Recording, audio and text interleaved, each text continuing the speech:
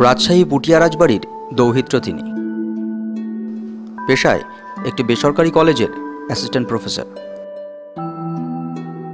বাবা বিখ্যাত খেলোয়াড় স্নেহময় চৌধুরী, মা শান্তিপুর কলেজের দর্শনের অধ্যাপিকা ছিলেন। শিক্ষিত সম্ভ্রান্ত এহেন পরিবারের একমাত্র ছেলের নেশা কবিতা আর গান লেখা। তিনি JIS ইঞ্জিনিয়ারিং কলেজের সকলের প্রিয় অধ্যাপক রাজদীপ চৌধুরী। তবে কবিতা লেখাটা আমার প্যাশন ছোটবেলা থেকে, মানে সেটা বাংলায়ও লিখতাম, ইংলিশেও লিখতাম। কবিতা লিখে আমি যখন 9 years old তখন থেকে, মানে 9 বছর বয়স থেকে ইন্সপিরেশন এবং ব্যাকবোন হচ্ছে মা, স্ট্রেংথও।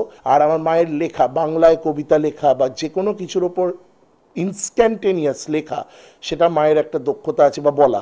তো সেই ট্যালেন্টটা হয়তো মায়ের থেকে আমি ইনহেরিট করেছি, বলা এবং লেখাটা।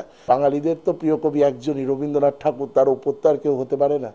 ইংলিশে বলতে গেলে অনেকেরই পড়েছি, ওয়ার্ডসওয়ার্থ ভালো লাগে, শেক্সপিয়ার ভালো লাগে, শেক্সপিয়ারেরও লেখা কিছু, কিটস ভালো লাগে, তো অবভিয়াসলি। বাট রবীন্দ্রনাথ টেগোর হয়তো ওয়ান অফ দ্য বেস্ট।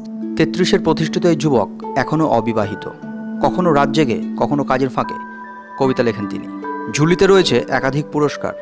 সম্প্রতি রবীন্দ্রনাথ ঠাকুরের নামে আন্তর্জাতিক পুরস্কারও পেয়েছেন তিনি।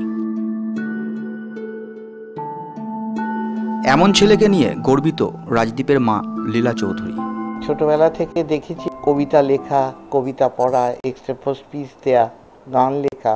ভারতবর্ষকে চিনতে গেলে এক হাতে রবীন্দ্রনাথ আর এক হাতে বিবেকানন্দ। আর ওর পোটেনশিয়ালিটি যে আছে, তার ম্যানিফেস্টেশন যে হলো এই কবিতার মধ্যে দিয়ে, সেটা তো সেই বিবেকানন্দেরই কথা।